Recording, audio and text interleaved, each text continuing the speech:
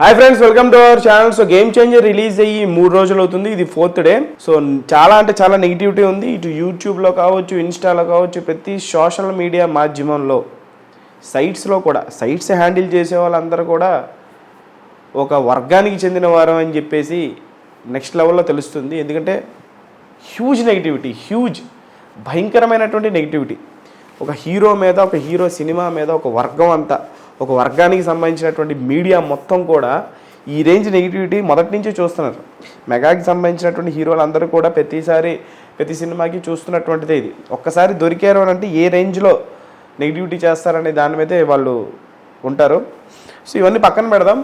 So తమిళనాడులో మొదటి 3 రోజులు ఎంత కలెక్ట్ చేసింది అనేది ఒకసారి మనం గమనిస్తే, మొదటి రోజు గేమ్ చేంజర్ 3,90,00,000, రెండవ రోజు 4,20,00,000, మూడో రోజు 6,70,00,000.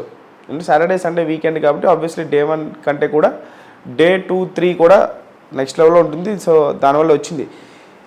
తమిళనాడులో కూడా ఈ రేంజ్ కలెక్షన్స్, హిందీలో 26 కోట్లు వచ్చింది 3 రోజులకి.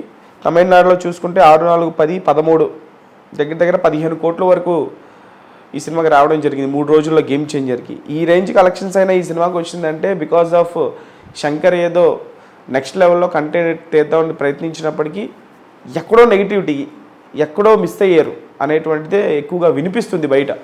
ఫ్యాన్స్ అందరికీ ఫ్యాన్ స్టాఫ్ ఇచ్చినా సరే జనరల్ ఆడియన్స్ ఈ సినిమాని రామ్ చరణ్ కోసమే వెళ్తున్నారు.